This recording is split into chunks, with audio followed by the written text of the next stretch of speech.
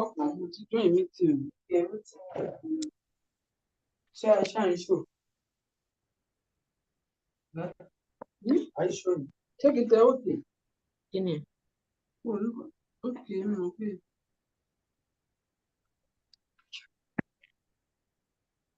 ṣé àìṣó ni Ìfẹ́ kí wọ́n máa rí mi. bẹ́ẹ̀ kẹ́ ṣù. Kò sí náà so no need, right? Ọ̀rẹ́ fẹ́ ṣù. Ọjọ́ létí sùn. No need. Okay, go find it.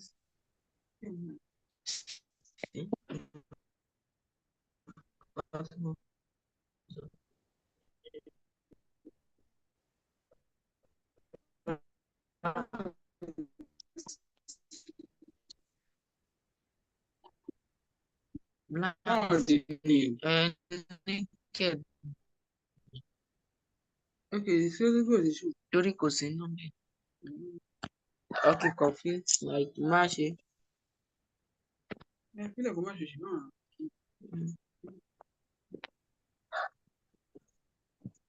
Kílẹ̀ ó máa sọ lọ.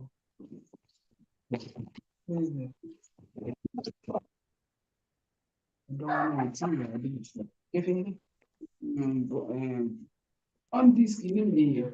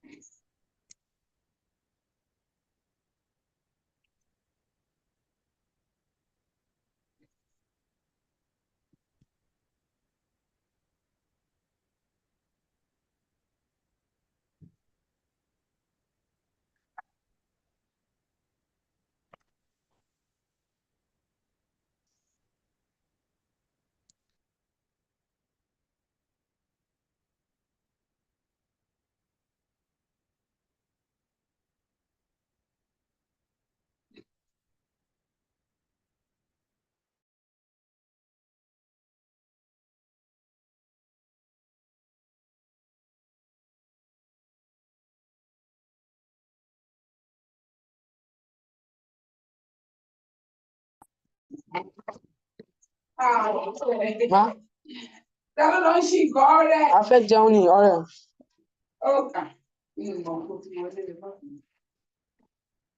Ó lọ mọ́ àmàlà wa. Ṣé lẹ́ni ìṣèjẹ́ sí? Ẹ lọ sí jẹun. Lọ́lẹ̀. Celebrate sweet. Àwọn ìtì náà. Anything now. I want to eat. Bring money for let's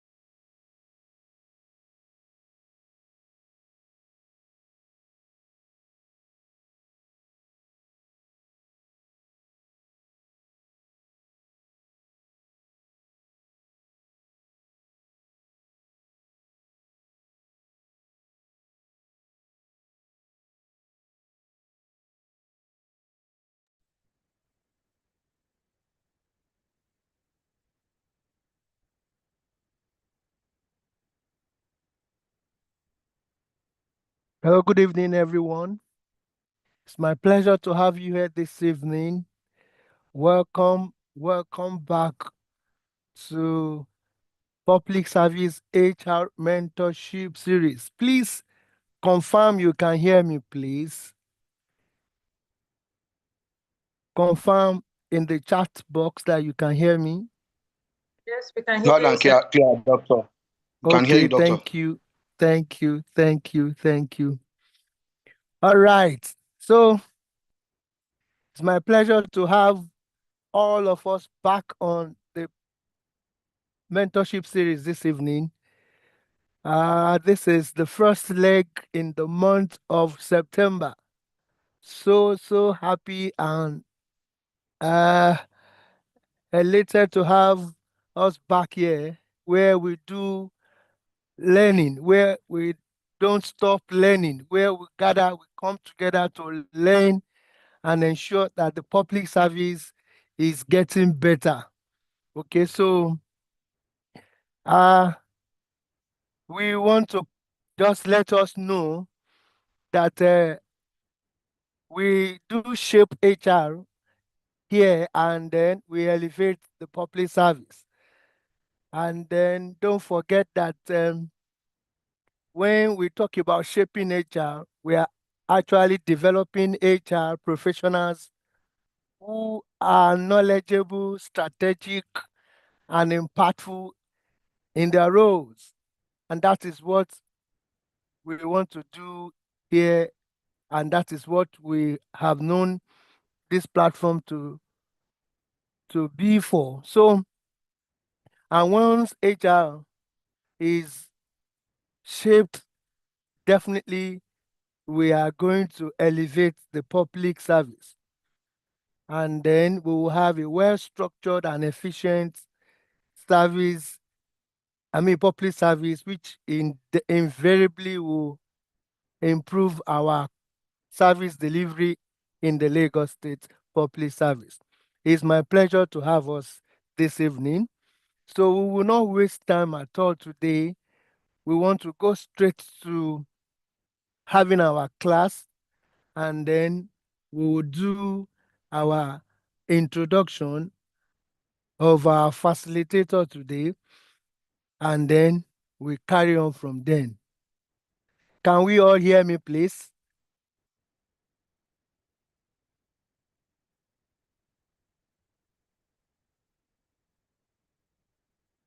So let Yes, me doctor. We do, can hear you.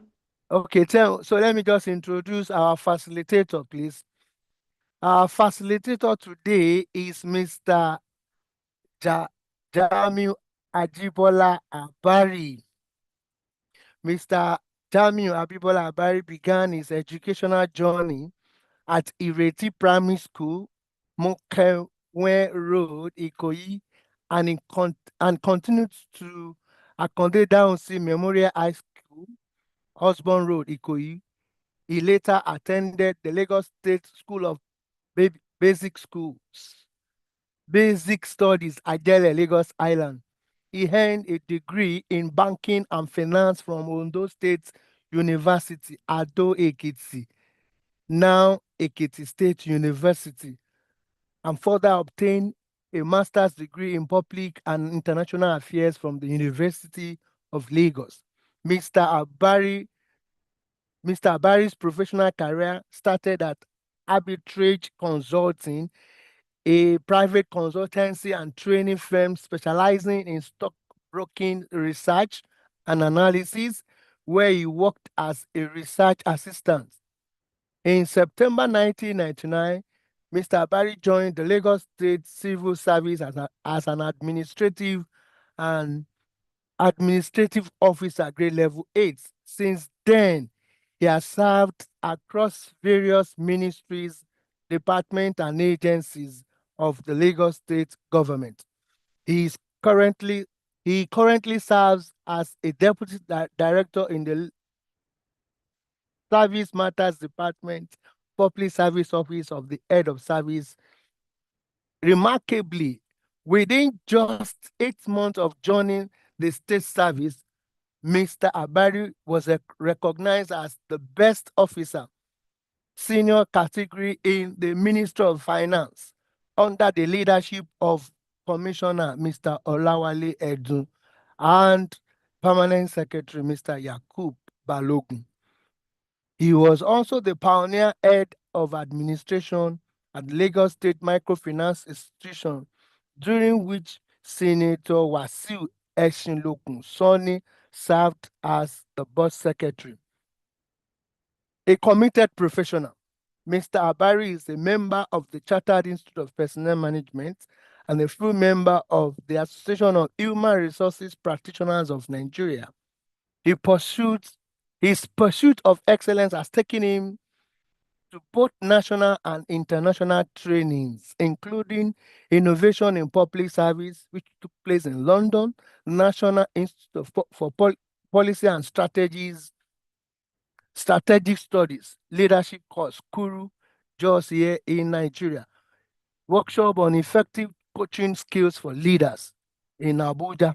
In addition, he facilitated at the 2023 and 2024 revised structured training program, the RSTP promotion exercise, and has served as rapporteur and secretariat at several high-profile state functions. Beyond his professional commitment, Mr. Abari is an active and sociable personality. He's a member of the Lagos State Public Service Club, Eco Club, and the Men International. He's a devoted Muslim. He is happily married and blessed with 2 sons and a daughter. Please join me as I yield the floor join me to welcome Mr. Abari as I yield the floor for Olaitan. Mr. Abari, you are welcome. Olaitan, please take over. Thank you very much. Thank you very much, Doctor. Good evening, everyone. Thank you very much, Doctor, for this amazing profile that you have just read to us. Good evening, Mr. Abari. It's nice to have you here, sir. Yeah, Olaitan, how are you doing? Good evening, everyone. Good evening. Welcome, sir. Okay, so we're going to be diving into your session shortly.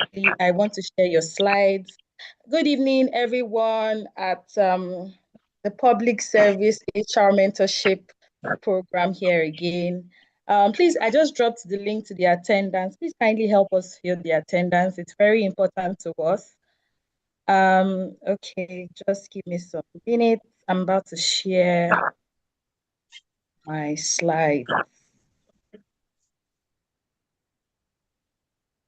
Okay. Can anybody see my screen now? Yes. Okay, please, so that we know that we're together, please send in your emojis, and you can feel free to also drop your comments on the chat box. Mr. Abari is reading it. Good evening, everyone. Thank you so much for joining us today. So, sir. Yeah, good evening, everyone. Good evening, Doctor, and everybody on the call. I hope we've had a splendid weekend. This is another series in our mentorship program, which is aimed at improving ourselves individually and collectively. So, as the topic given to me this evening to discuss, we have career mobility in the state public service, understanding transfer, secondment, and advancement. Basically, these are movement in service. We still have one other movement apart from these 3. We have conversion, we have promotion, which are still part of mobility in the state public service. But for this evening, we'll be looking at transfer, secondment, and advancement. Olaitan, please give me the next slide, please. So we'll start with introduction. So basically, we are going to look at the 3 areas I have mentioned. We'll look at secondment, we'll look at transfer, and we'll look at advancement. Then we will do a conclusion, and thereafter we'll go to questions and answers. I think I have about 17 slides, and I'll be taking them one by one within the time frame. And I want to believe we'll enjoy this section. So secondment, as we all know, the key word here is that secondment is a temporary release. That's the key word. Basically, the watchword here is temporary, because it's a temporary release of an officer to a service of another government approved body. That should be an approved body or any recognized international organization for a specific period. That's why I said it is temporary. It is for a particular period, whereby an officer is released. Thereafter, he has three options after the secondment. It's either he choose to come back to his former MDA, or he can seek for extension, which will not be more than 1 year, or he can seek permanent transfer to that agency. So this can be seen in PSR 020501A. If we check our public service rule, that is exactly how it is stated in the public service rule. It is indeed a temporary movement of an officer from one government agency to another. Basically, like I said, the key word here is temporary. It is a former human resource management practice whereby an officer is temporarily released from ministry, department, and agency MDA to serve in another organization. Basically, that is what it is. It is temporary, and it is something that you have to get an approval for from the commission. So we say again that it's a non-permanent arrangement, still emphasizing the word temporary. It is non-permanent arrangement whereby the officer is expected to come back. Like I mentioned earlier, there are two conditions. There are two developments that can evolve. It's either the officer chooses to come back, or he chooses to seek an extension which is not more than 1 year, or the officer seeks a permanent release to that establishment. Next slide is light on.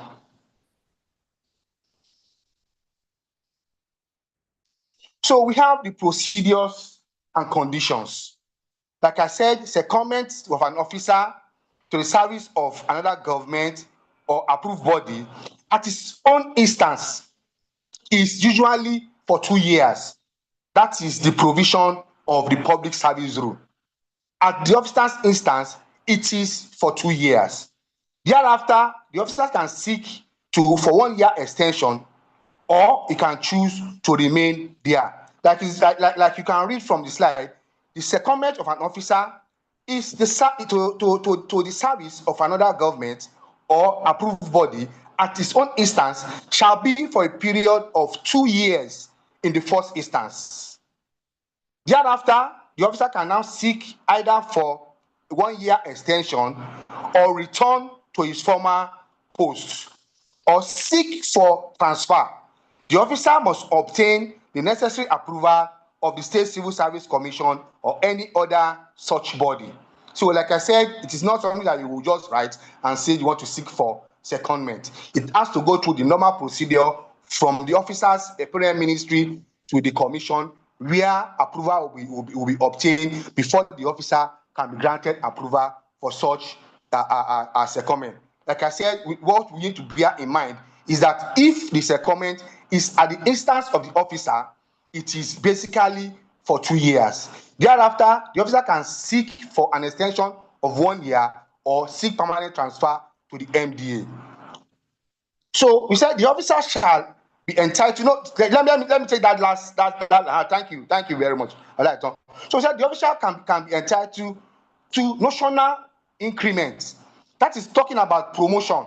Once you are on secondment, the officer is entitled to his notional increment when the time is due. But before then, there must be a rendition of annual report. If you serve as the officer's SPADEV for the number of period the officers will be away. You know, for you to be qualified for promotion, you have to acquire the required number of SPADEV. For a level 8 officer, you know and we understand it should be 3 years. So for those periods where the officer is on secondment, the officer must earn the required SPADEV.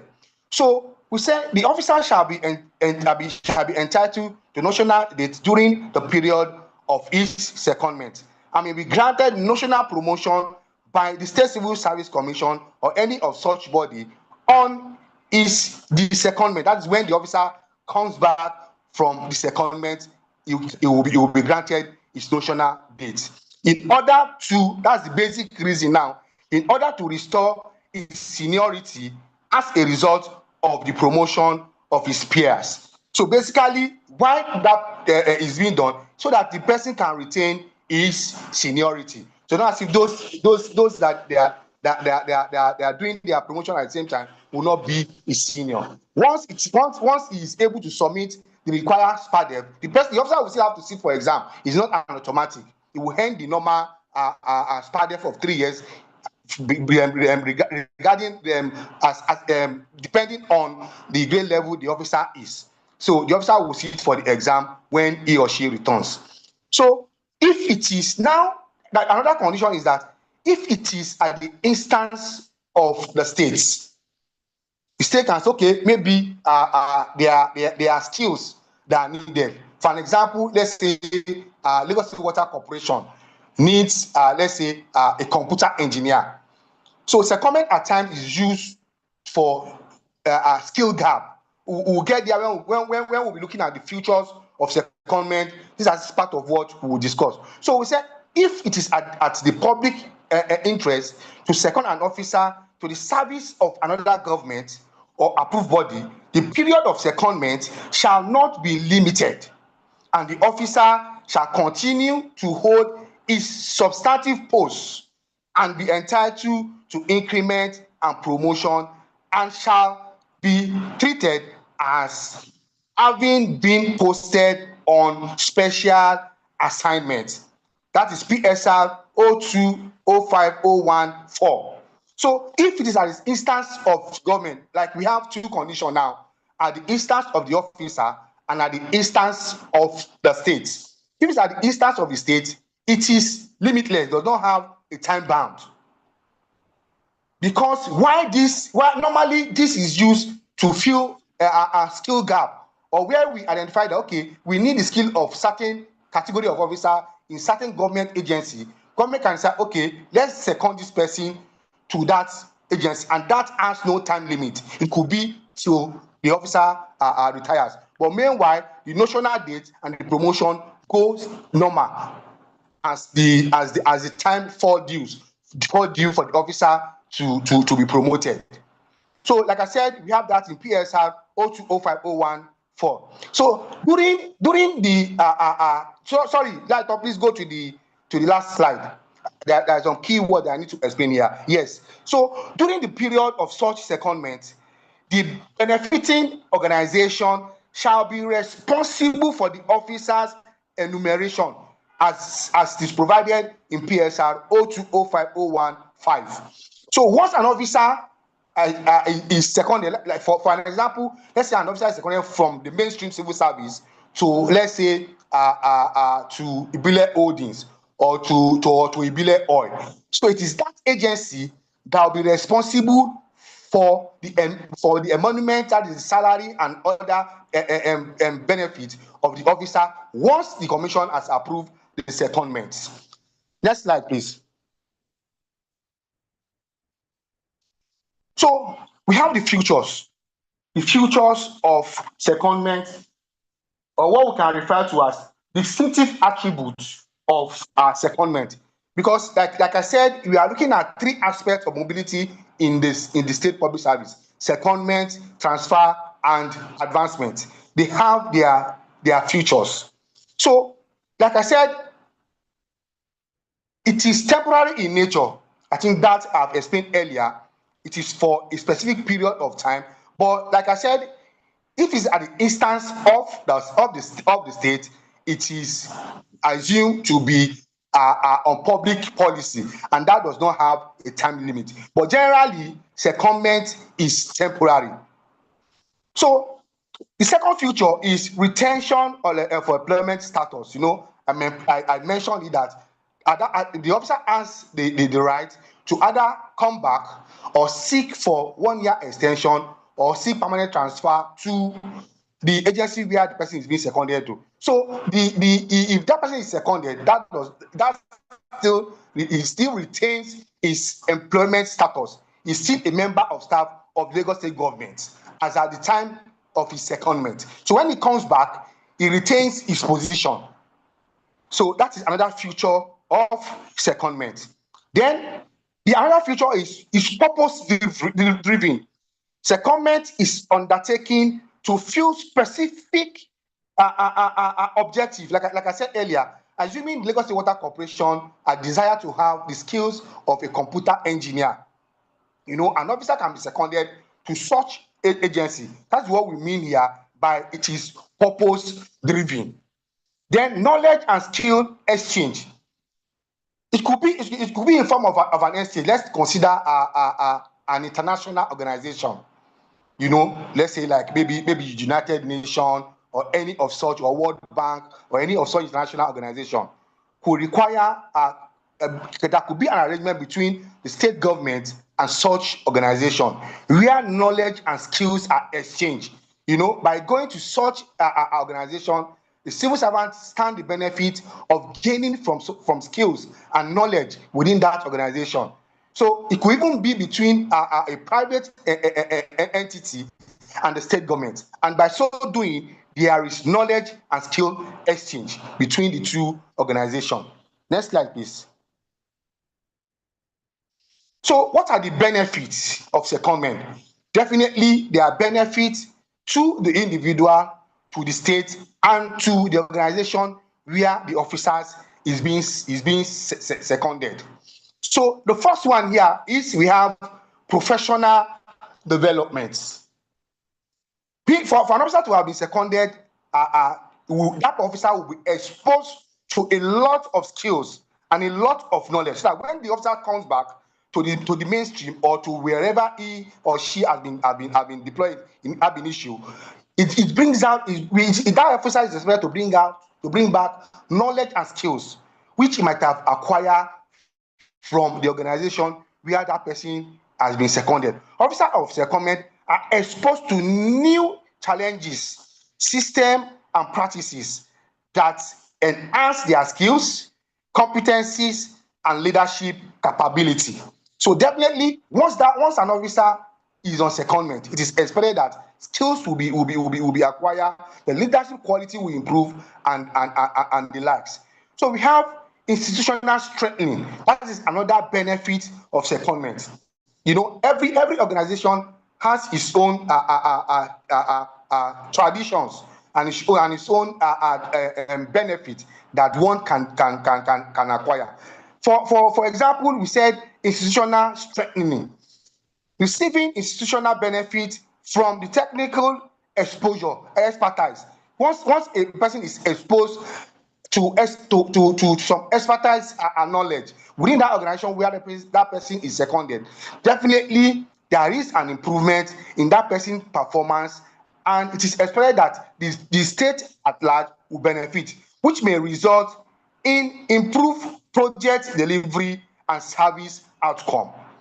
Another benefit of secondment is fostering collaboration between the two organizations where the officer is seconded and the state government.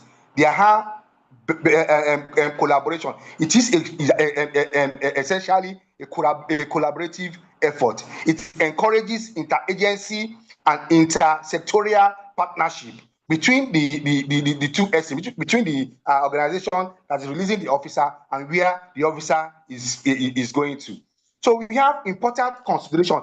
These are areas that we need. Let's go to thank you. So these are areas that we need to pay particular attention to, because there are conditions and there are consideration, there are procedures that needs to be followed for you to actually have been seen to have done the right thing while seeking for secondment. Don't forget, we said secondment is temporary. It is temporary in the sense that the officer is released first at his own instance for 2 years. Thereafter, the officer can either seek 1 year extension, or the officer can seek permanent transfer to the organization where the officer is being seconded. So there must be an approval process. I mentioned earlier, the officer will write through the Parent Ministry, through the State Civil Service Commission, or any of such other commission for approval. There must be an approval from the appropriate commission for the officer to be seconded. Then we have remuneration. I think I've mentioned this earlier, but these are important considerations because once an officer is on secondment, the benefit, the salary, the welfare, the emolument is transferred to the benefiting organization. It is that organization that takes responsibility for the officer's salary, training, every other thing. It is in the purview of the benefiting officer. So the remuneration, the welfare are to be taken care of by the organization where the officer is being seconded. Then we have communication and reporting. I mentioned these two earlier, that for the officer, when an officer is on secondment to another MDA, the accounting officer of the MDA to which the officer is seconded is responsible for furnishing a report. That report serves as the officer annual evaluation for promotion purpose, because you cannot claim that you are on secondment and you are due for promotion. There won't be a report. There will be a report which will now serve as the officer's padel for the duration of the period when the officer was on secondment, so that the officer can maintain his notional date and can be at par with his colleagues, but the officer does not lose his seniority. So these are some of the basic important considerations that must be done. One, there must be an approval. The remuneration, please go back there. Thank you. So there must be an approval from the appropriate commission. The remuneration of the officer will be taken care of by the benefiting organization, and there must be a rendition of report, annual report on the officer, so that the officer can maintain his notional date, and when the officer comes back, he can sit for his promotion. So these are all futures, important benefits, and what secondment is all about. We can recap by saying secondment, like I said, it is a temporary movement of an officer from one approved government establishment to another. And the officer has three options at the expiration of the initial 2 years. Don't forget, we said at the first instance, it is for 2 years if it is at the instance of the officer. The officer now have three options after the expiration of the first 2 years. Is that the officer can decide, okay, this place I've not gained anything, I think I want to go back to where I was seconded from. So the officer can decide to come back to the service or to the agency where he was seconded from, or he can decide to seek an extension of 1 year, or he can seek permanent release or permanent transfer to the benefiting organization. So this sums up what secondment is all about. So now we'll move to transfer.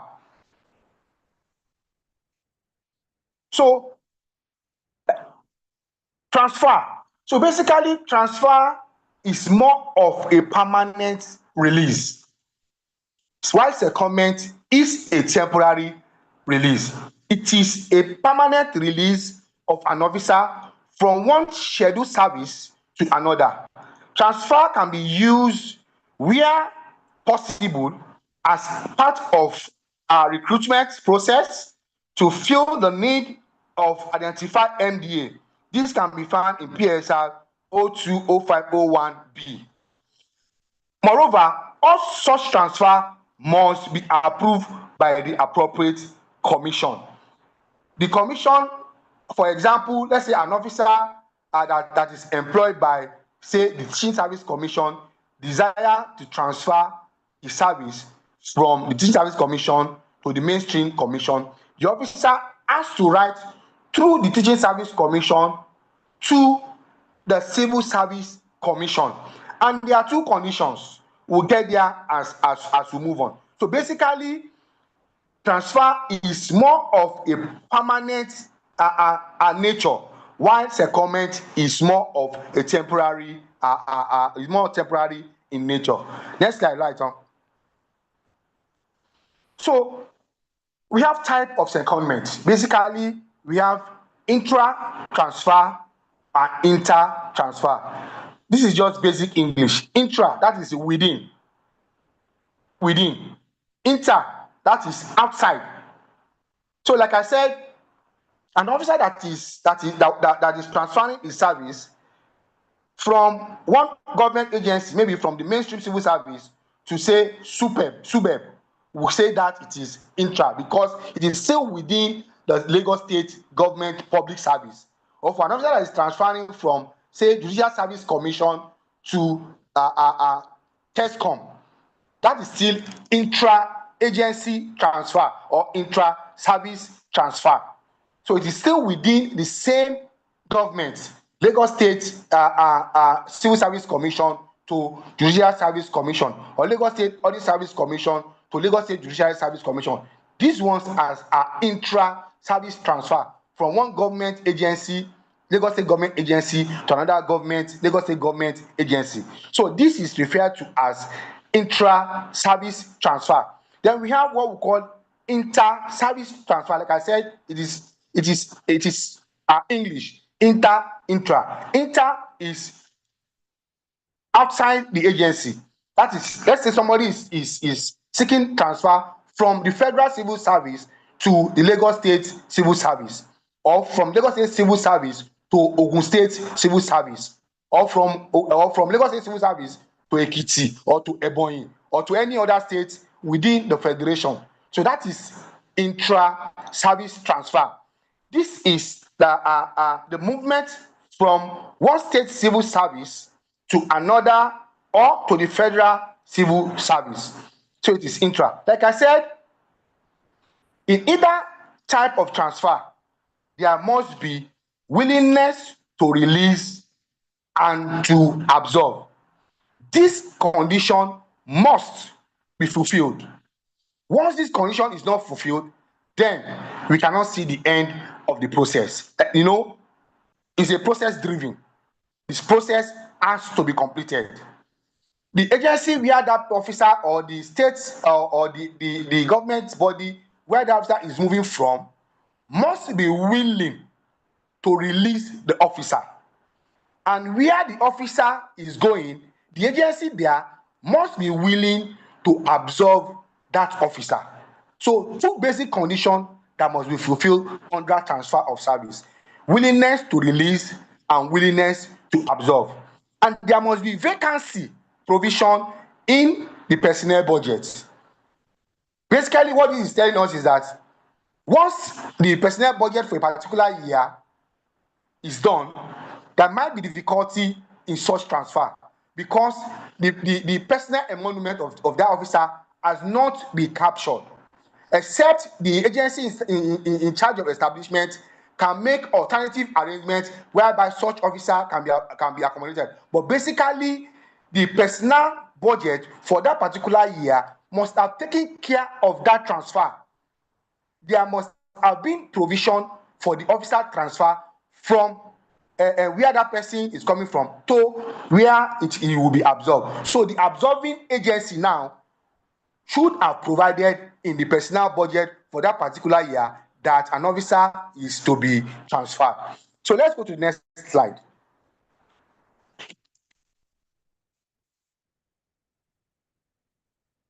Can you hear me? Okay, yeah. So we have procedures and conditions.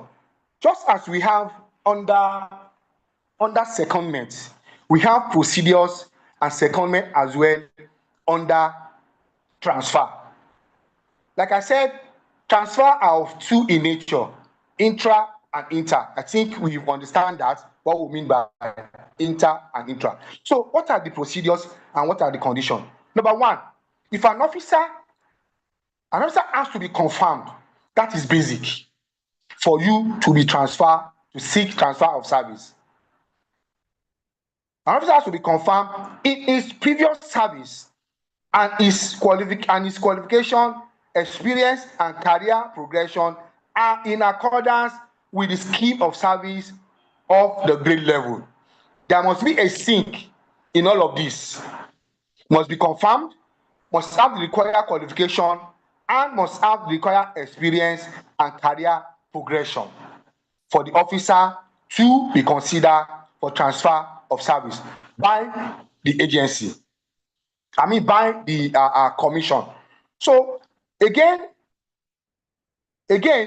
provided the contemplated transfer will have no issue. That is, we will not jeopardize promotion prospects for officers that are already within the service where that person is seeking transfer to. Like for instance, an officer that is seeking transfer from say TESCOM to the mainstream civil service, within that cadre where that officer is seeking transfer, it must not jeopardize the promotion prospect of officers that are already within that agency, because you know there will have been vacancy that will have been considered. Let's say for instance there had been 20 vacancies that was to be considered for that particular year. The coming of that officer or the transfer of that officer must not jeopardize the promotion of those 20 that already imposed. Those body imposed must not be jeopardized. You cannot now drop one and say because somebody is seeking transfer, you now have to drop one so that that person can be promoted. It must not jeopardize the promotion prospects of already serving officer. Then another condition here, where the ministry is satisfied that there are vacancies, like I mentioned earlier, not only in the relevant cadre, but also in the application, in the applicant discipline and specialties, where that officer is going to, like an engineer that is seeking transfer from, let's say, Lagos State Civil Service Commission or from the mainstream to another agency of government. It must satisfy, you have to be satisfied that there are vacancies, there must be vacancies provision that would have been envisaged and must have been provided for the transfer to be completed. So we have another one of the condition and procedure is that if he has served in a current grade for the stipulated number of, what we are saying here is that the officer must have served for the specific minimum number of years prescribed for promotion to an advertised position, PSR 020502 3D. Unlike secondment, transfer is usually at the instance of the applicants.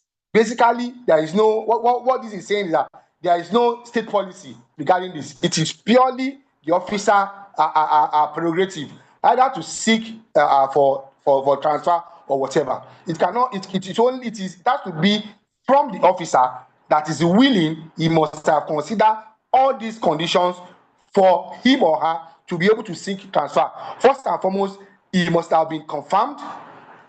One. Then the second one is that the contemplated transfer must not jeopardize the promotion prospects of those that are already in service. Then there must be a provision, and the officer must have served the stipulated number of years prescribed for promotion from that particular cadre.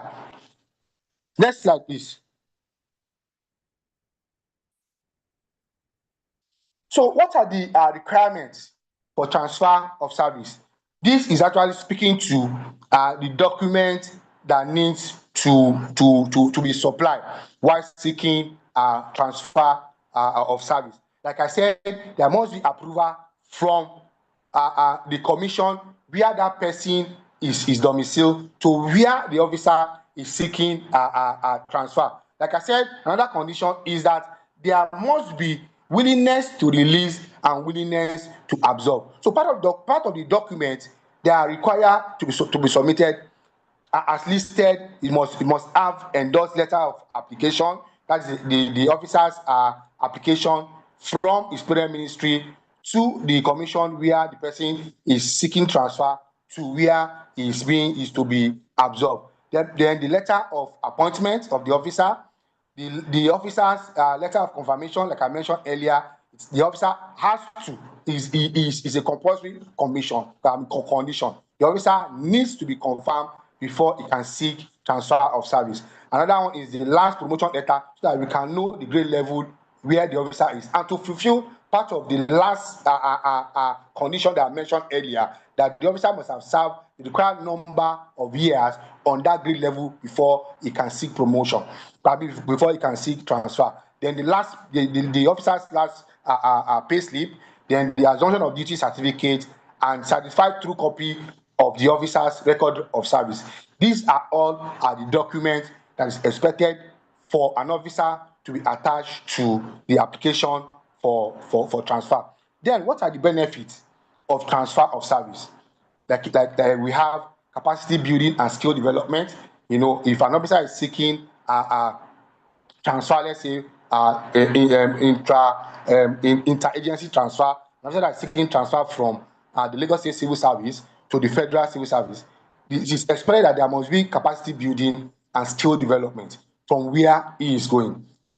Another benefit is that it improves intergovernment collaboration between the two agencies that are willing to release and they are willing to absorb the officer. So another condition here is career growth and motivation. Some officers might feel motivated where they are, and they feel, okay, I want to seek transfer to a federal agency, maybe Nigeria Port Authority, and he feels there he can seek more motivation and he can seek career growth. He feels he can be more exposed to the rudiment of the discipline. So he is or discipline. So benefit of transfer again is career growth and motivation. Then we have efficiency and productivity. Then we have family bond. We've seen in various cases where maybe the husband or the wife of an officer, say for example, he has been transferred to Abuja. The officer might say, okay, because my husband is in Abuja, I want to seek permanent transfer of service. At any rate, if you are seeking transfer of service, like I mentioned earlier, there must be that willingness to release and willingness to absorb. It is not automatic. That this condition or those conditions must be met. Next slide, light on. So now the third aspect of mobility in the state public service. We've mentioned secondment, we've mentioned transfer. The third one here is advancement. So advancement here, according to the Public Service Rule 020501D, advancement is the upward movement of an officer within a given cadre.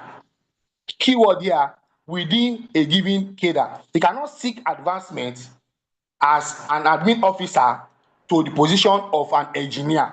It is not within the same cadre. Advancement, career advancement, is an upward movement within the same cadre. This could be as a result of additional qualification or cognate experience in accordance with the scheme of service. That is a condition in accordance with the scheme of service for such cadre.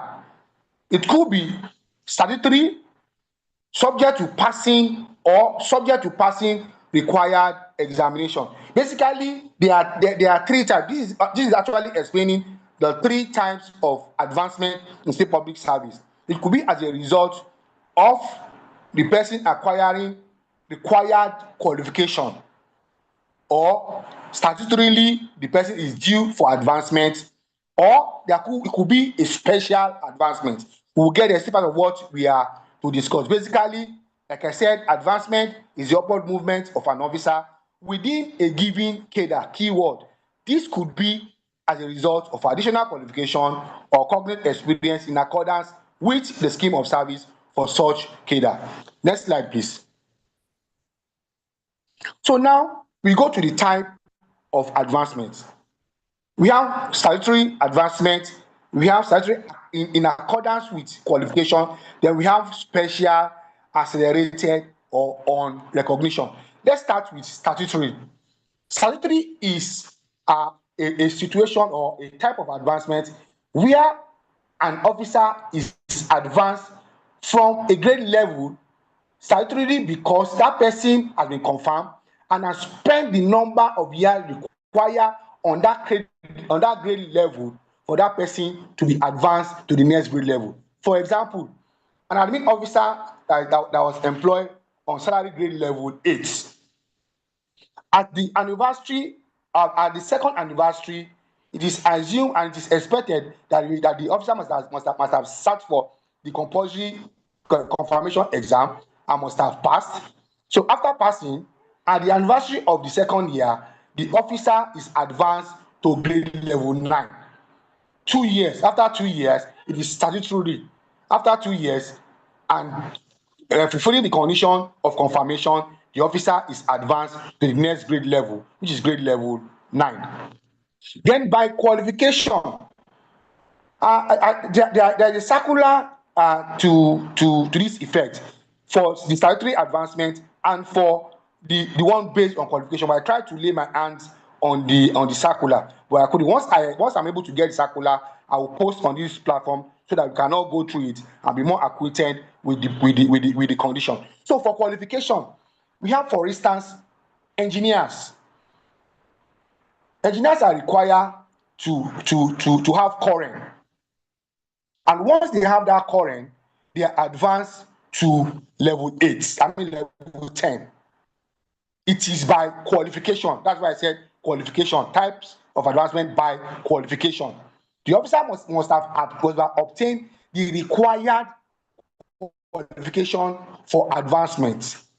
Like I said, for an example, an engineer or an accountant. An accountant is expected to have qualified for ICANN or ANAN. Once you are able to get those qualifications, either ANAN or ICANN for an officer, for an officer in the accounting cadre, the officer will be advanced to grade level 10.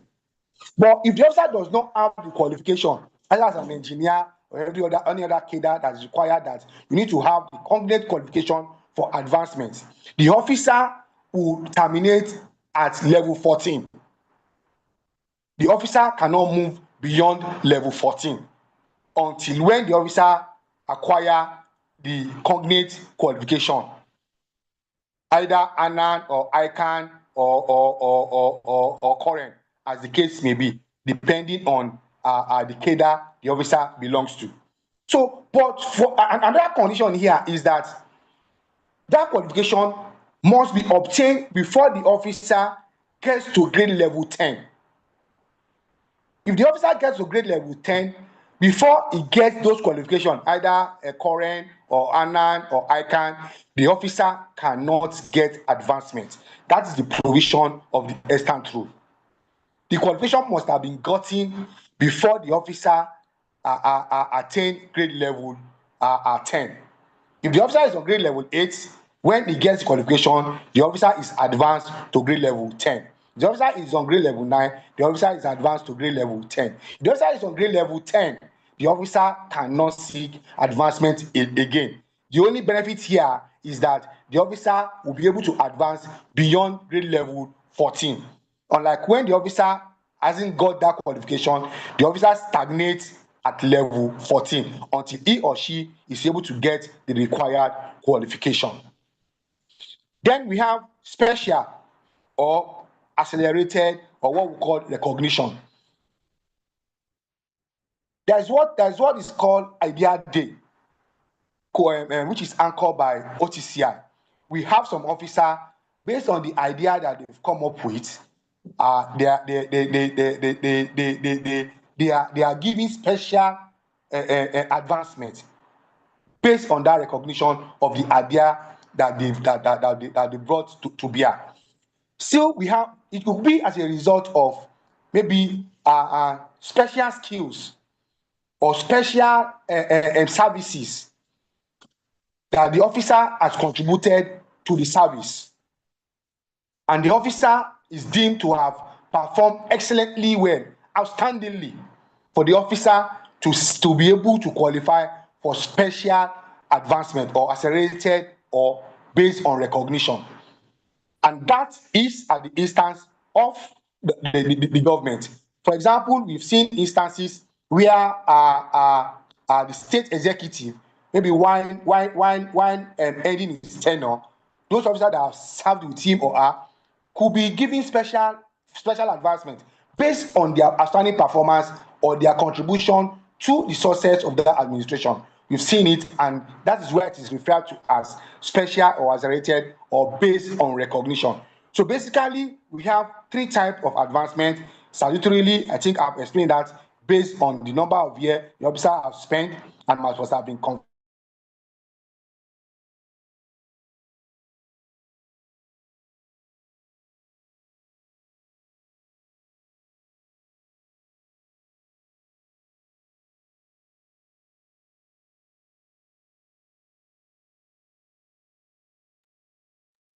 Yeah, I think that's a network glitch from Mr. Abari. Let's just hold on for him to come back on the call. Mr. Abari.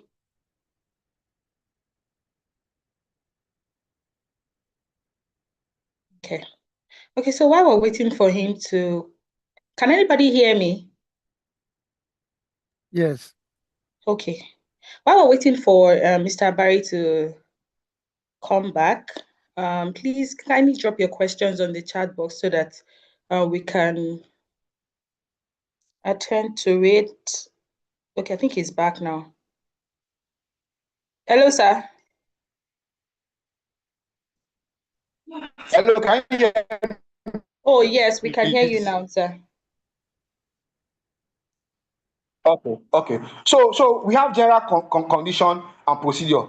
I said the officer must have passed the combined confirmation examination, possesses the required academic or professional qualification, like the instance that I cited, maybe for Koren or for Ireland or for ICANN. The officer must have demonstrated exceptional merits, innovation, outstanding service, or special advancement or special achievement. This falls under the special or accelerated or recognition type of advancement. That is where the officer has demonstrated exceptional quality or has demonstrated merit in certain area that he or she might have excelled, and due to that, the state government or the authority have decided to reward the officer by special advancement to the grade, the required grade level. So next slide, please. So in conclusion, so it says secondment or transfer of service remain a vital instrument in the public service human resource strategy. When well structured, it serves not only the development need of the individual officer, but also strengthening institutional capacity and foster a culture of collaboration across the public sector. Adherence to the public service rule like I quoted earlier, 02, 05, 01, and 02, 05, 02 are essential in the integrity and effectiveness of secondment process as well as transfer. So basically, what we are saying here is that secondment is of temporary in nature, where transfer is more of a permanent release of an officer. And we've looked at the various conditions and the processes that needs to be followed before this can take place. Basically, for transfer, like I mentioned earlier, there must be the willingness, that is basic and fundamental requirement for transfer of service. There must be willingness to release and willingness to absorb. For secondment, we've said that in the first instance, if it is at the thereafter, the officer can seek either to remain in the MDA where the officer is seconded by seeking extension for not more than 1 year, or the officer can seek permanent transfer. For advancement, we said the movement of an officer within a grade level, basically on three basic conditions, either statutorily or having passed the required examination, or could be special or accelerated promotion, or could be based on recognition. Thank you very much. I think I've been able to go through the 17 slides, so we can now go to questions and answers. Thank you very much for listening. Thank you very much, sir. Thank you so much, sir. God bless you for the time that you took to actually prepare this slide. This slide is just 17, but I can tell you it's an intensive research that you have done here. I know because I've seen a lot of people just come here, give us stuffs, and this is actually very, very interesting. Thank you so much. Okay, so we have a couple of questions on the chat box already. I'll just go through the question. But while we're going through that question, I see a lot of can we get the slides and all that? Please kindly go to the YouTube. You can always go back to rewatch the session on YouTube. YouTube is live. Fantastic. We have over 65 people live on YouTube as we speak, and we have over 200 people on this Zoom call. Isn't that interesting? Please drop your emojis. Drop your emojis. Let Mr. Barry know that you really appreciate this. Honestly, it's not a small thing to actually come here and give us this on a platter of gold. Fantastic presentation, sir. Thank you very much. Mr. Okay, so Abari, the emojis are coming. Please accept it. yeah, on Accept the it. chat, Please yeah. accept it Oh my goodness, before I I didn't make Thank my you so comments. much. Thank you, everyone. Thank you so much. We are Thank here you. to share and to help one another. It's a pleasure, and I thank Dr. Okudero. In fact, at times I jealous Dr. Okudero, because by now I'm supposed to have been called a doctor as well. If I had gone the way he has gone. So It's not thank late. you so much, Dr. It's not late. Okudero. I actually appreciate what you are doing, and it is in the good interest of the service in general. Thank you very much for the opportunity. Thank you. You're welcome. Okay, so while we're on this call, I don't know if you accept it. I'll call you Dr. Mr. Abari. Professor, say professor. Okay, professor. Okay. We've spent quite a lot already. So let's just go into the questions already. Let me just read this first question. I see your hands raised. Those who raised their hands, I see you. We're going to call you maybe after like 2 questions, then we'll alternate it. Okay, the first question is from Mr. Toyib. He asked a question like, under which category does posting of officers fall to? Especially when you said secondment is at the request of officers because officers can be posted without requesting for posting. Okay. Okay, basically, posting and deployment is still part of mobility in the state public service. Like I said, conversion to is part of mobility. Promotion is part of mobility in the state public service. Posting, at times, it is used interchangeably with deployment. But basically, posting is intra. It is within the agency. Maybe somebody maybe you move somebody, say from my department, service matter, to welfare department in the same office. That is posting, and that does not, you don't have to request for that. It is a question of policy. The appropriate authority might feel, okay, we need the service of, let's say, a clerical officer in the welfare department in the public service office. Meanwhile, initially you are in the service matter department. You can be posted to anywhere within the same ministry. That is posting. It is intra. It is within that same MDA. But for transfer, just to make a quick difference between the two. But for deployment is actually moving that officer from one NDA to another, which we can refer to as inter. Maybe from public service office to lands bureau, or from lands bureau to Ministry of Energy and Mineral Resources, or from WAPA to Ministry of Information. That is deployment. Posting is inter. It is within the same MDA, from one department or from one unit to another within the same MDA. Thank you. Thank you very much, sir. Okay, I'll read the second question from a comment on YouTube. 1 second. Okay. Okay, the question is, can someone be seconded based on his experience on the job? Yes, it can be seconded. Yes, that is possible. Like I said, if you listen very well while we are discussing secondment, we said can be at the instance of the officer and can be as a result of public policy, which at times might be seen as the officer is being posted or is being deployed on special assignments. Maybe because that person has an expertise in a particular area. I use the example of a computer engineer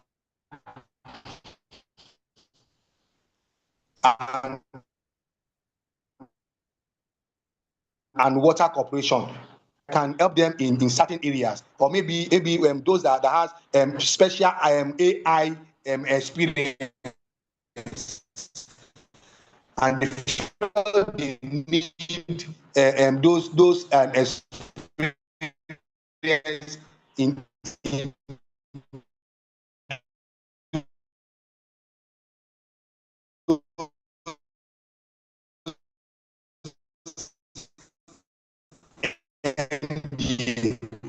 the person can either seek on his own, which we said is basically 2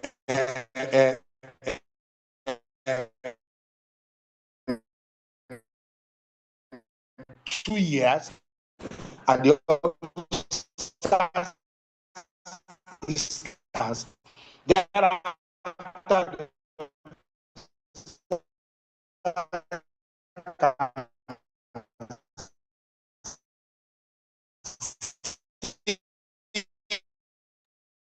one year Professor Abari, your network is breaking.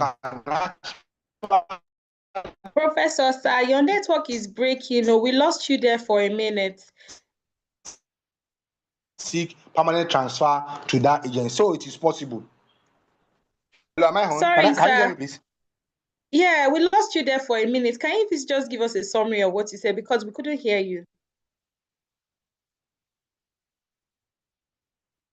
Oh, network. Okay. Yeah, let's be patient. The network is really crappy. Let's be patient for him. Let's just hold on for him. Thank you, ma. Professor, sir. We need to sue the network people. All right. So can I just say this before he comes back? You know, sir. it's so funny that some people have access. Hello. Okay, it's back. Hello, can you hear me?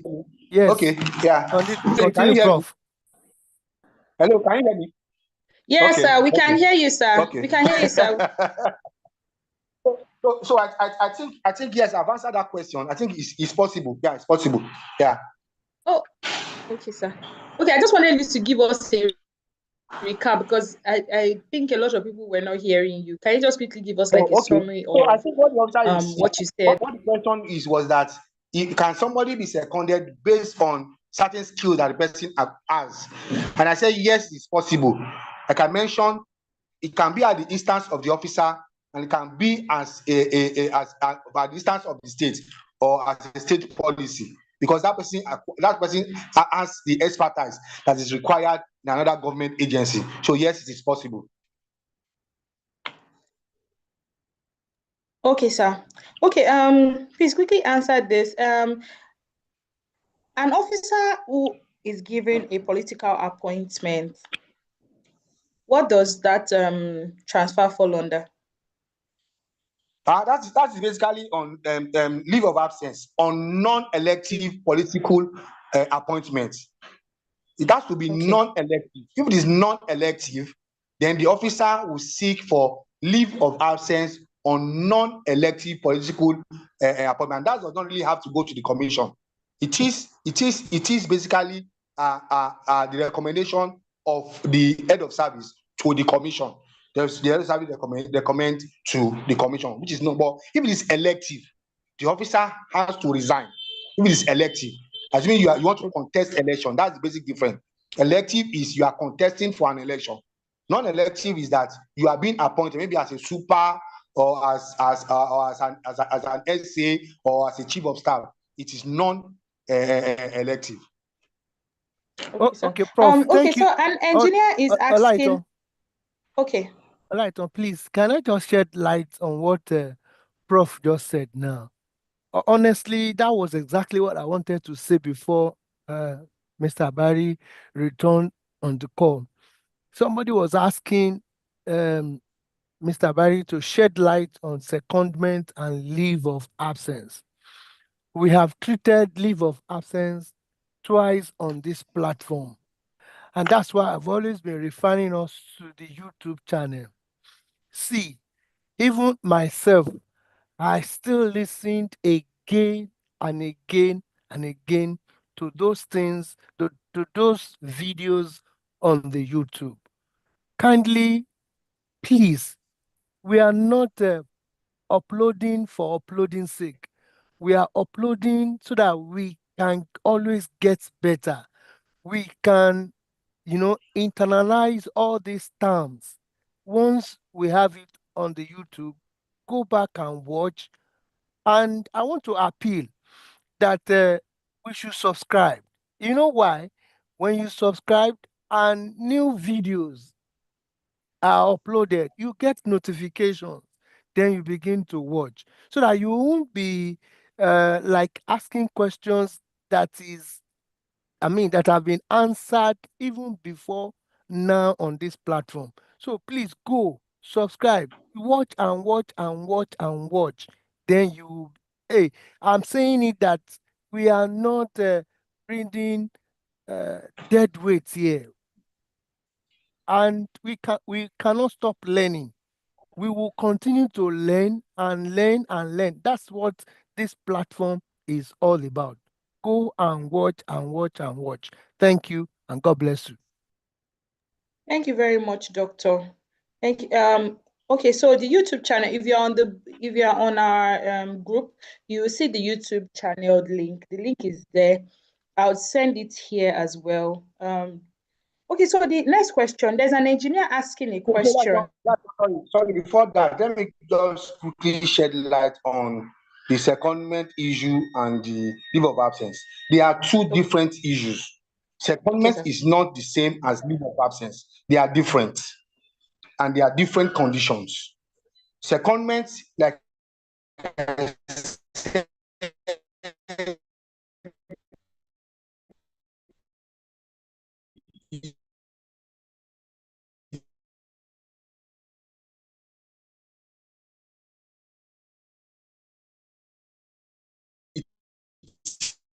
is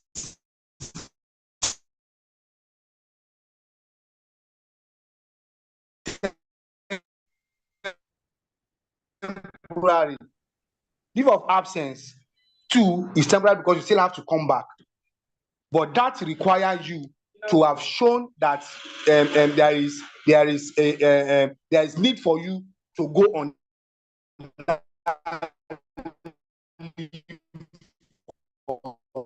absence.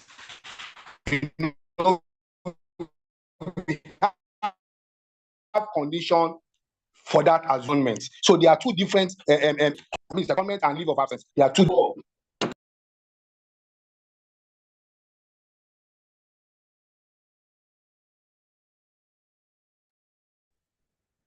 Hello, can you hear me now? It's breaking, no, and that's Hello. what you were saying.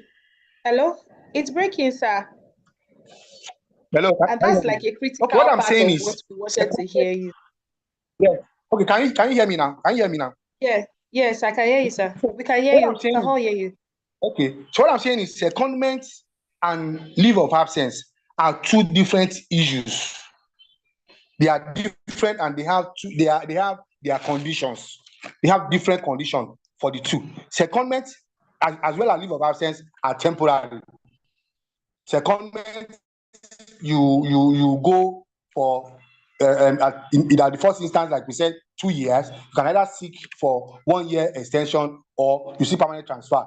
Same for leave of absence. Leave of absence, you have to still come back from your leave of absence, but there are conditions different from secondment.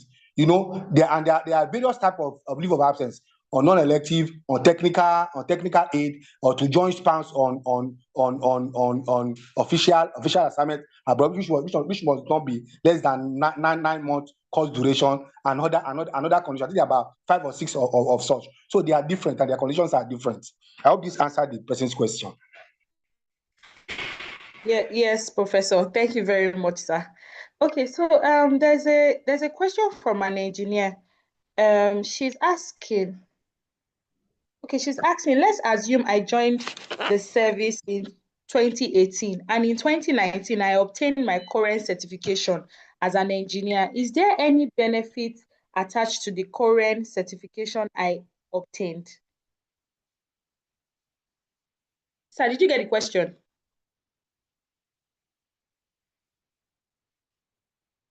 Oh. Hello, sir. Hello, I can hear you. Okay, should I read the question again? Go, yeah, let me listen to the question again.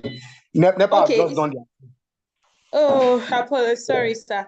Okay, she's engineer Mrs. Yusuf Abidemi. She said, let's assume I joined the service in 2018 and in 2019 I obtained my current certification as an engineer. Is there any benefit attached to the current certification I obtained? Yes, like I said, before the officer gets to level 10, he ought to have gotten the qualification. So if the officer joined service in 2018 and he got current in 2019, the person is due for advancement to grade level 10. Because I want to believe that the officer have not yet gotten to level 10. It is when you've gotten to level 10 and you now got that qualification that cannot be used as an advancement for you. The another condition that I did not mention earlier was that you cannot seek advancement and promotion the same year. So that's true. One has to come before the other. If you are due for promotion and you are due for advancement the same year, it is one that you take. Either you take your advancement or you take your promotion. You cannot benefit from two movements in the same year. So it's possible. Hello. Hello, sir. Yeah, I can hear you, sir. So I hope that answers the questions. Yeah, I'm sure the engineer ma is on the call. Okay, so we'll go to another question. I see the hands raised up. We're going to attend to it, but these questions are quite critical. So I'd like that Professor handles it. I'm not ignoring the hands. This person is asking, is it normal for a civil servant to remain in one government department or agency for up to 10 years without transferring to any other department or agency? Well, this one is funny. There are some cadre that you might not move from that ministry till you retire. Let's say, for instance, it's not cast in stone, really. Let's say, for example, a medical doctor that is employed in the mainstream and that officer is in the Ministry of Health. I don't know which ministry that officer will want to move to. Or an officer that is even land officer, they do move them. They move them to Surveyor General, they move them to Ministry of Housing. But there are some, there are some category of officers, but basically what the Eastern rule provide is that an officer must spend a minimum of 3 years in an agency before movement. But there are some that they might not move because of the peculiarity of their office. Like I said, a medical doctor, there is high probability that officer will remain in the Ministry of Health till that person retire, or at worst it will move to the staff clinic or somewhere. So basically, there are some that might stay in that ministry till they retire, but there are some like for an admin officer, it is expected. An admin officer, except maybe by providence or by chance, you are not seen in the disposition list. Our probing eye did not see you in time. You will move. There is no way you will not move. You must move. It is a basic requirement for officers, particularly admin and other cadre. Lawyers do move. We have lawyers in certain ministry, but in some ministry there are no lawyer. But for admin officer, you must move. So I don't know which cadre that the person that is asking the question is, but basically what we have in service is that maximum of 3 years, an officer must move. But we need to recognize the fact that there are some cadres that they might not move. Thank you. Okay, sir. There's somebody shaking a table here. She said, can statutory advancement also apply to executive officers too after passing the compulsory combined exam? And what? The advancement that they do for admin and HR officers. Can it also be applied? Yes. No. That is sub cadre. It depends on the grade level of that person. If you know now, executive officer, those that have HND are employed on grade level 8. At the anniversary of their 2 years, they are as well entitled to advancement to grade level 9. Okay. Another question is the let me reframe this question. Okay. This person is asking, is the only requirement for advancement an additional certificate or experience or both? No, like I said, we have various types of advancements. We have statutorily, that is when that person has spent the required number of years after confirmation. I cite the example of an admin officer. The admin officer that is employed on grade level 8. At the anniversary of 2 years, after fulfilling the condition of passing the confirmation exam, that person is advanced to level 9. For qualification, I cite the example of ICANN, ANAN, Current, an officer that's gotten that qualification and he is yet to get to grade level 10 will be advanced. Assuming an engineer that is employed on grade level 9 and he has gotten Current, that person is advanced to grade level 10. This is when you get that qualification after you have gotten to grade level 10 that advancement does not hold water. You just pass through the normal promotion movement, and that allows you to go beyond grade level 14. Okay, thank you very much, sir. Okay, so now we'll just take Mr. Jimo Rotimi. His hand is up. Mr. Jimo, I am going to unmute you now. Please kindly ask your question. Unmute. Hello, good evening. Can you hear me now? Yes, Yeah, I can we hear can. you. Good evening. Good evening. Good evening, sir. My prof, thank you for the wonderful class. My question is on the secondment. I want you to put a touch to this. At the expiration of the secondment, who is to initiate the notice? Is it the agency that the officer was seconded to, or the officer himself or herself? Reason I'm asking this question is this: in some situations, the agency might not want the officer to go.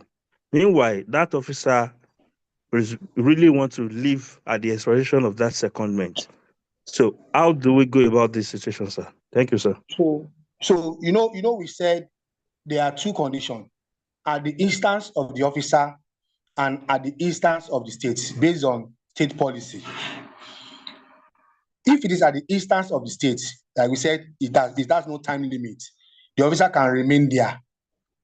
But if it's at the instance of the officer, the onus lies on the officer to write in and say, I got approval for secondment from so to, even before the expiration of the time. Assuming the secondment expire, let's say December this year, which is expected that by now or by September, October, the officer opts to have written the commission to say my secondment expires on so December, and the agency where that person is seconded has no right to make the officer to stay, because it is at the instance of the officer. The officer has the right to write and say, I want to go back to where it's there in the public service rule. I mentioned it.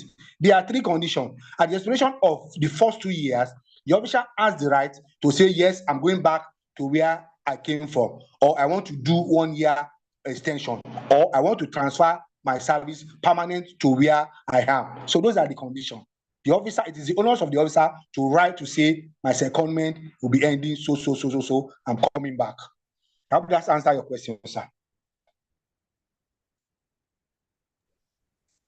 Yes, I'm sure that answered his question. Okay, I can see a question here. Mr. Redmi A, I won't ask your question. No, please kindly rename it and so that we can actually ask your question. Okay, so before we go, then somebody is asking on YouTube that, sir, please, what of okay, let me rephrase this question. What if there is vacancy in an agency and an officer is qualified for it, but the parent agency, okay, I think this person is saying the parent ministry is not ready to release, but the new agency have urgent need and ready to absorb, what can be done? Do you understand the Well, question, sir? yes, I do. Yes, I do. This basically happens for transfer. And like I said, there are two basic conditions that are set in the extant rule.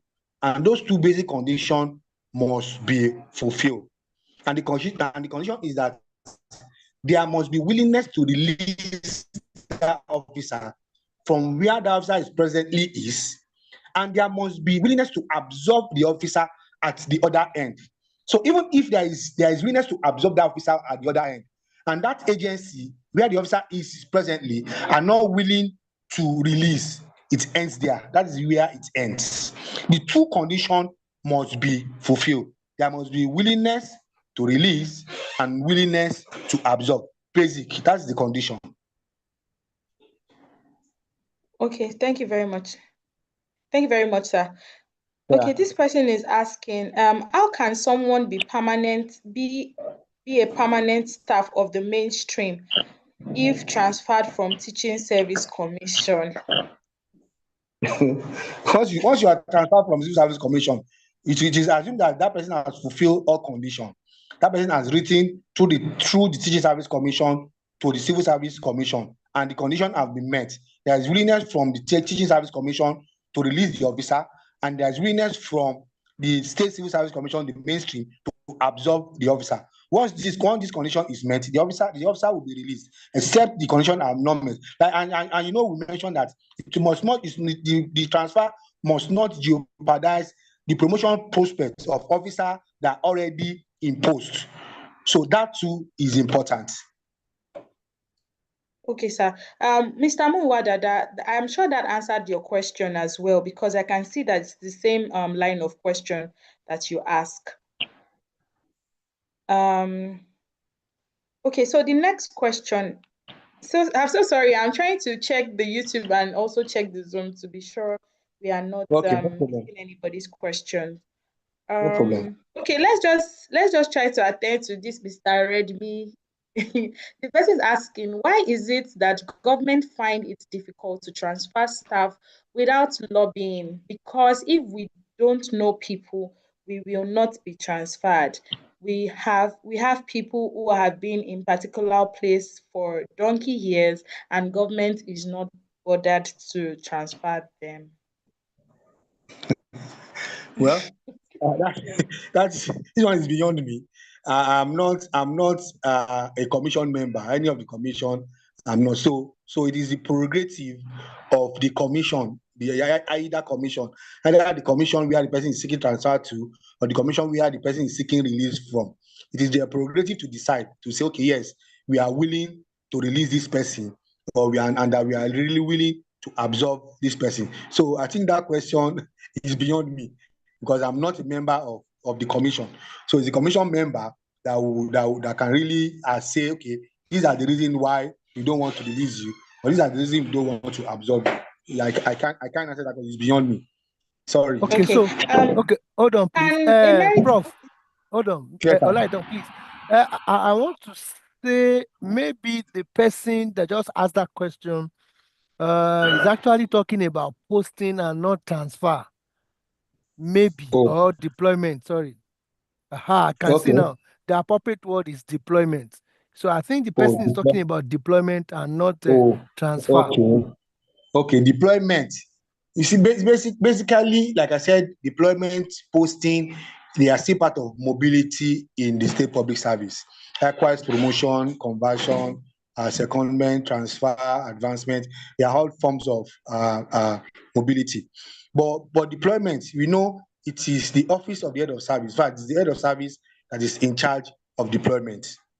Basically, professional agencies will be required to forward their deployment request to the office of the head of service for circularization. Before now, it is the office of the head of service that do all deployment in the mainstream.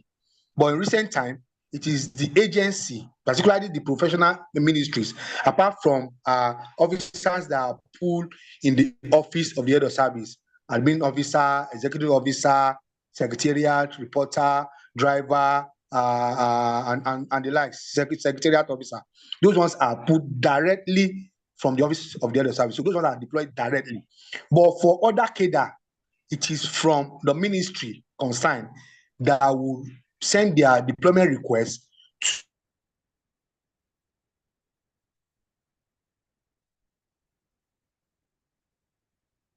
Prof, we can't hear you again, oh.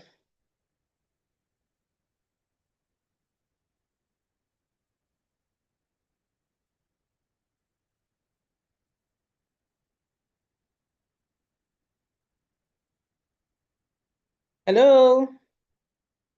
their deployment. However,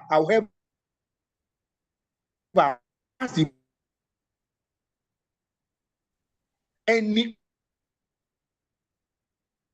for now, the MDAs are allowed to do their deployment request to the office of the head of service while we circularize. Reason why you are not being moved, it is best known to your MDA. They might feel, okay, we still need your service here.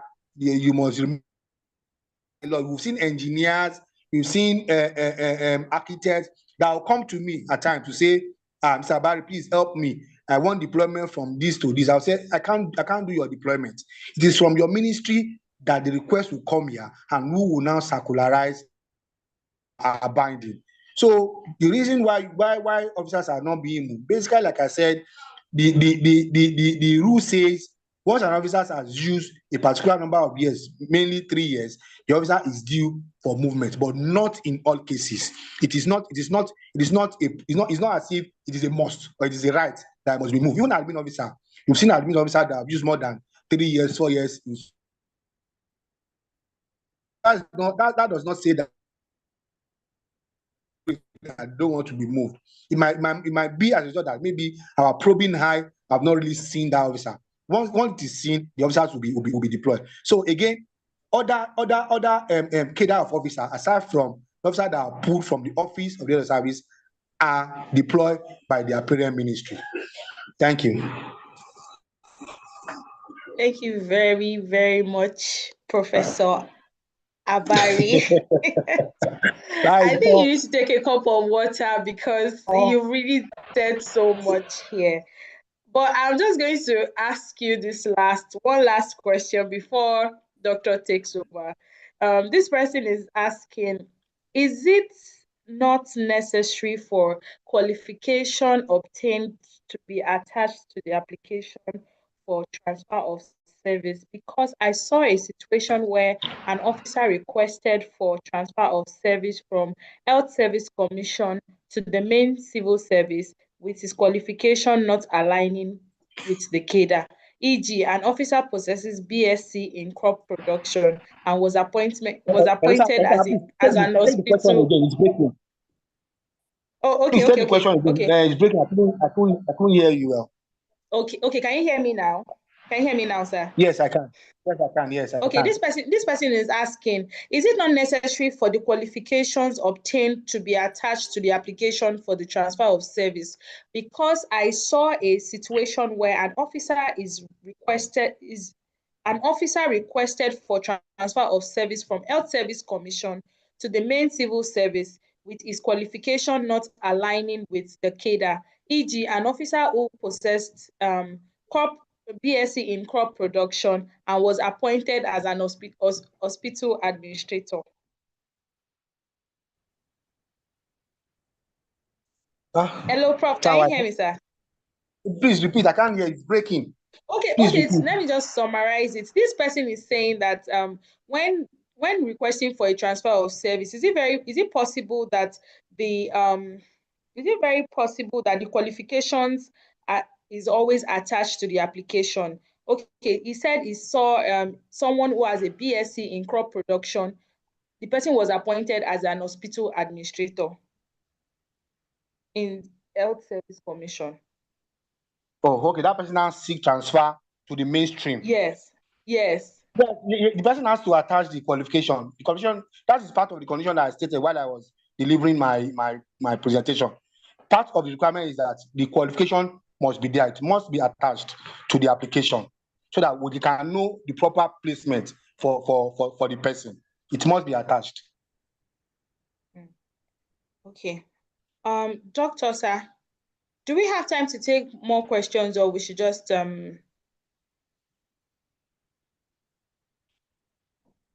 Hello, doctor, are you on the call? Yes, somebody is saying that there is like the moderator is letting questions. Please repeat that question again. Let's see if it has not been answered or is a question that can be answered on the YouTube channel via videos that we have uploaded before now. So quickly repeat that question, please, on that chat box. Okay, so the question that is it the question I just finished reading? No. Somebody is saying is like the moderator. Okay, it's like the moderator. No, I didn't I'm not selecting questions. Yes. Okay, so what I did was the questions. What's the question this person is asking? I don't know if you are Mr. or Mrs. The question you are asking, you can always go back to the YouTube channel to rewatch it. I know you asked the question and you didn't get the difference between secondment and transfer. So, is that or the you question? Can always refer. Yes, that was the question the person asked. Please, sorry, let me say something. Secondment, we have treated it twice on this platform. And then, leave of absence. Okay, the person says that's not true. Please, we want to know the question you are asking. Please, repost it.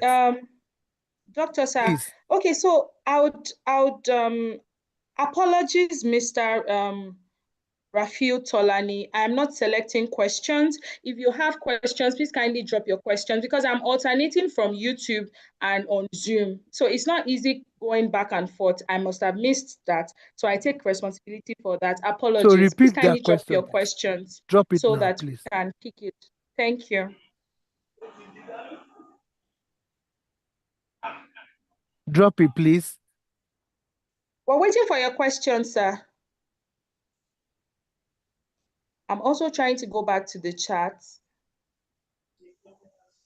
Okay, while we're doing that, Professor Sir, Mr. Barry, please, yes, I can hear you. Okay, there are some questions that just came in. Someone is asking, Ms. Lanke is asking, if a political appointee recommends an officer that has worked with him or her for a special advancement, can PSO decline? That's one.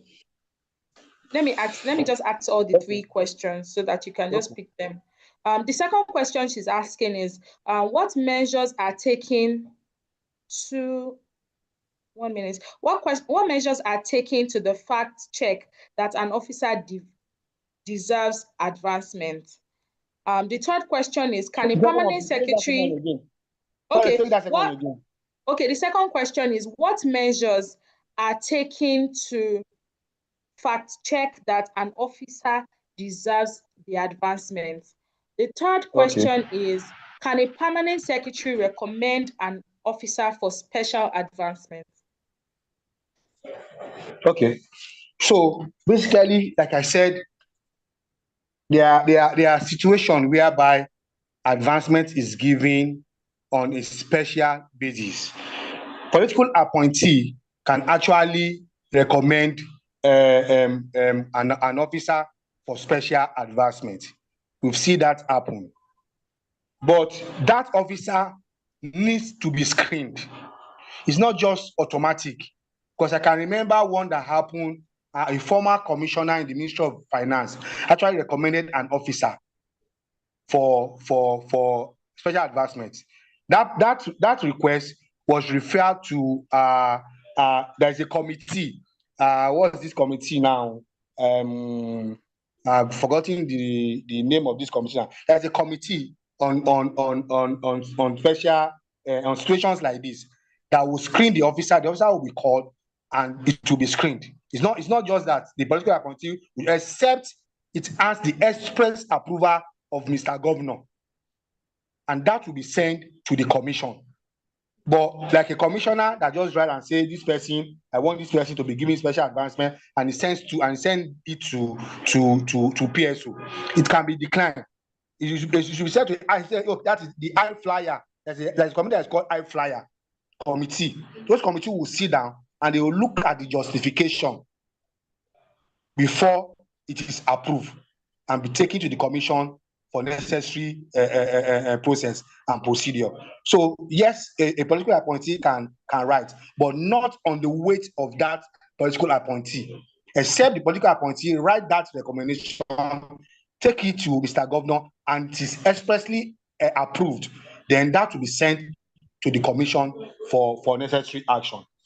Then for the second one, Mr. Ake, are you on the call? I'm sure that must have answered your question. So on the second one, fast check. That's why I said that we have. Hello. Hello, can you hear me? Can you hear me? Can you hear me, Lighton? Yes, we can Hello, hear Lighton. you. We can hear you. Okay. So for the second one, there's a committee, like I said, the I Flyer committee, which comprises various state officials anchored by the PSSP, Public Standard and Performance in the Office of the Head of Service. There's a committee that normally sits to look at such situation if the officer is deserving of such advancement before it is taken to the commission. And I believe the commission too will still do due diligence before such approval is granted. On recommendation, PS can write letter of recommendation, but that is not automatic. It's only a letter of recommendation. So it is based on the content of that recommendation that the PS had made that the committee will sit on. They will look at it. The officer might be invited for an interview, and if that officer is found to be worthy of that advancement, that request will be sent to the commission for appropriate action. Thank you. All right, Professor Abari. The question of Mr. Rafiu, he is having two questions here. He says, can merit award earn one double promotion? That's number one. Number two, he says, if one acquires master's degree after joining the civil service, can it be used for advancement? Okay, so merit award, except when we are talking about award, maybe there is an understanding, like I said, the idea day, like that is anchored by OTCI. In recent times, we've seen officers that perform well during that idea day that have been given advancements. It's an award. They've awarded them because of what they did, because of the innovation that they brought to bear, and based on that, they were advanced to higher level. For masters, if you acquire masters before you enter service, normally and you must have, there is a condition. It's not just that you have masters.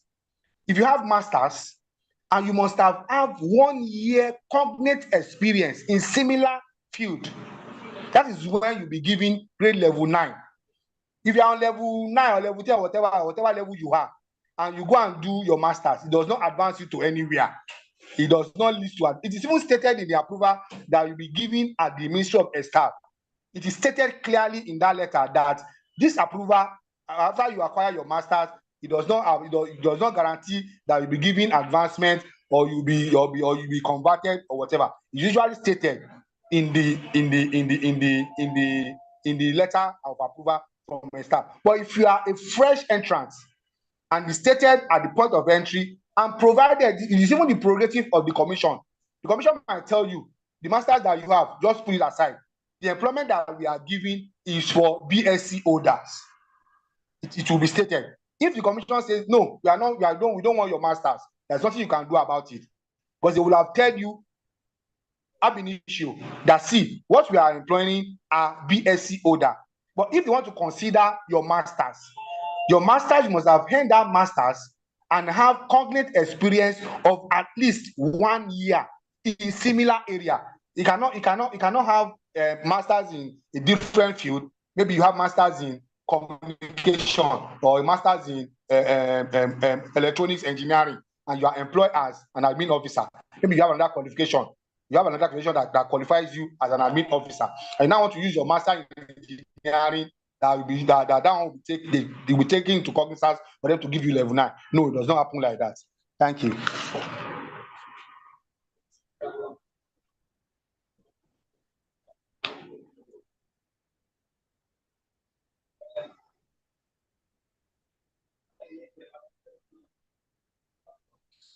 Hello, doctor.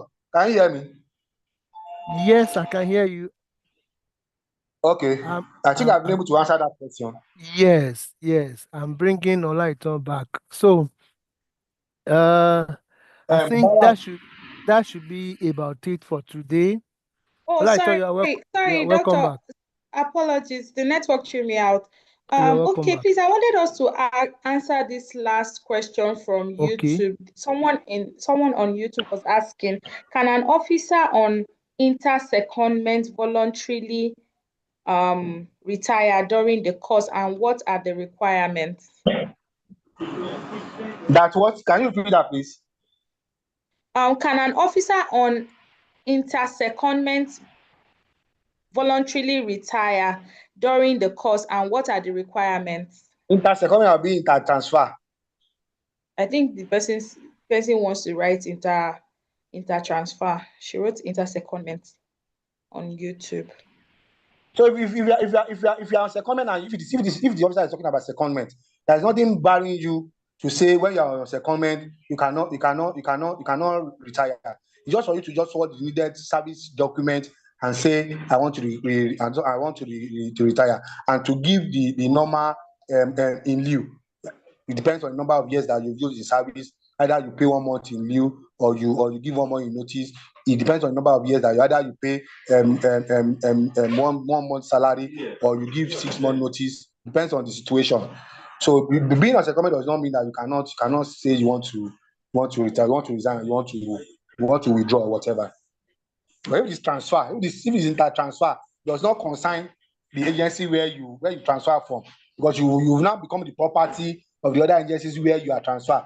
You know, when we say inter, that means outside the state's what's it called? Outside the state's public service is another agency now. So you are going to another agency. So it's that agency that will take care of your transfer. Thank you. Thank you very much, sir. Okay. Doctor, sir, I don't know if they had answered Mr. Tolani Rafi's question when I was away. I can't see his question anymore on the chat. Yeah, it has been answered. It has been okay. answered. Okay. So can we just do this one last one? If someone has worked as a project officer / contract officer for 5 years in a particular ministry and was later absorbed into that ministry as a normal staff, as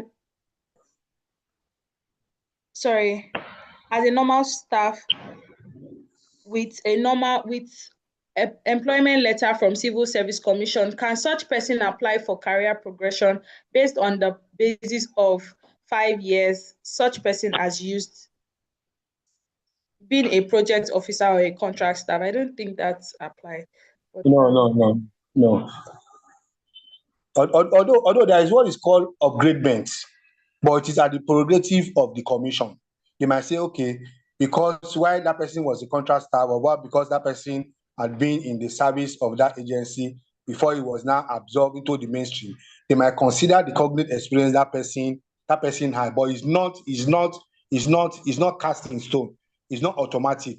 It's the prerogative of the commission to say, okay, because of the experience, because you've seen those that have experience that will say you don't have the cognitive experience, what you are doing there, you are doing another thing from what you are doing now, so you cannot be upgraded or you cannot be advanced. So it depends on what the person is bringing on the table. Okay. Thank you very much, sir. Doctor, should we answer this last question that just came in? Go ahead. Prof is there. Okay, at what grade level can an officer not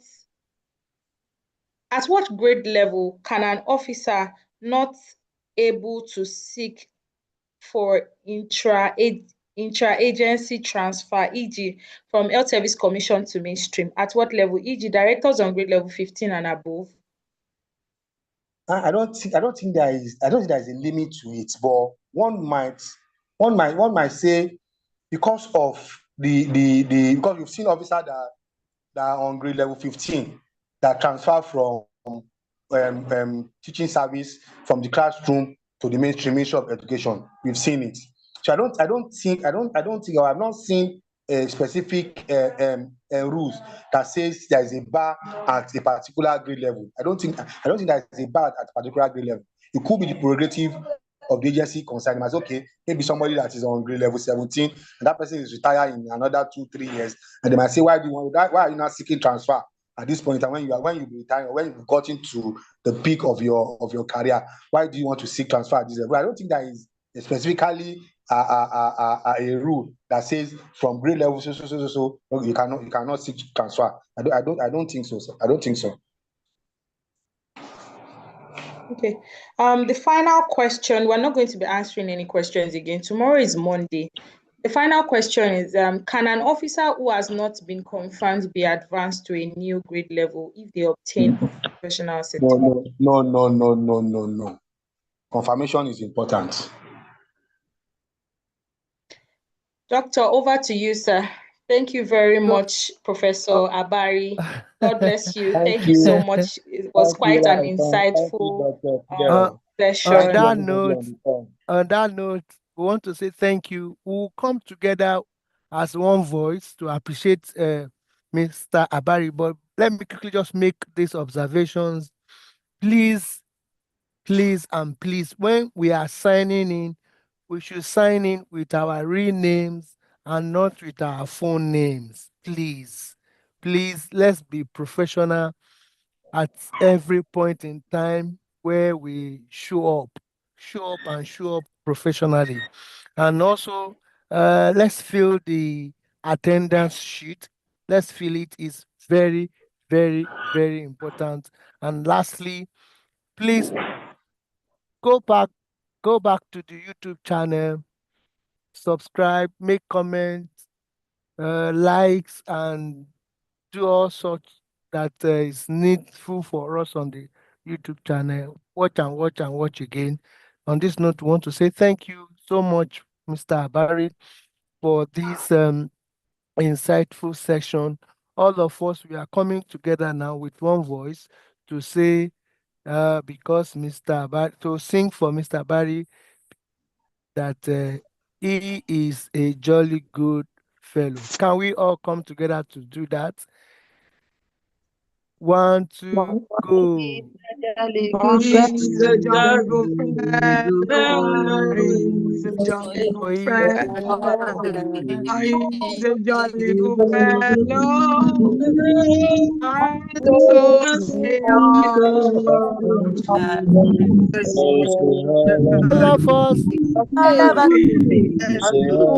All of us. Oh, he's a jolly good fellow.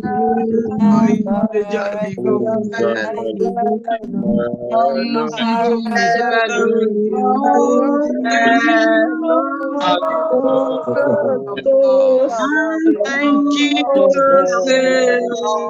Thank you.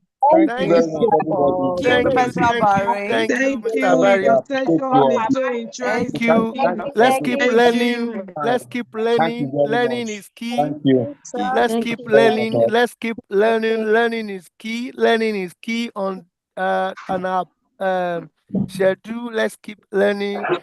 Keep learning Thank you. every day.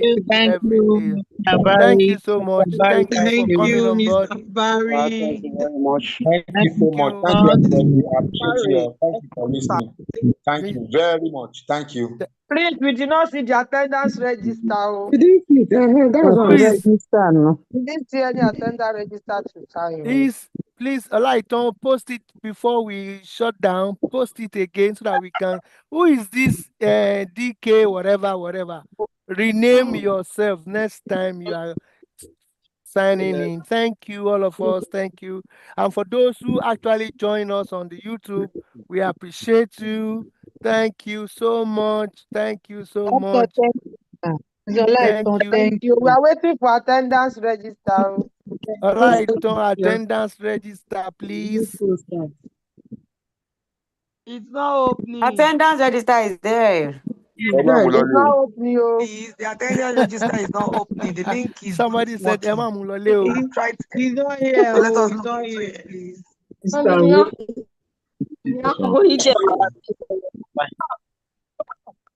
It's opening. Please try again. Try again. So please there now. Please, I have a question for Professor Abari. I like for you after the program. Aṣọ school ẹ̀ kó jọra wọn.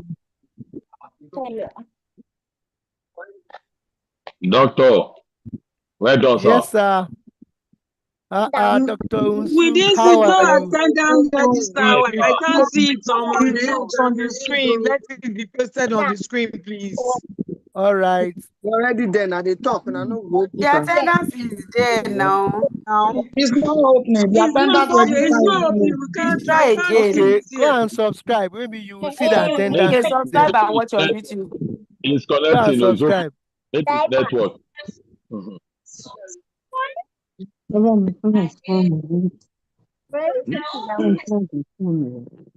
Ojo Juliana, how are you?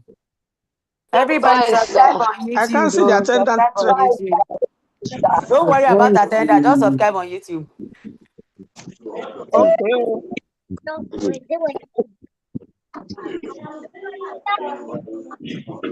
Dr. Mabo. Everything is that. Ojo Juliana, how are you? Sir, I'm Well fine. done. Well done. Well done. Yes, thank you. All right. So go to your offices tomorrow and show up professionally. Yes, sir.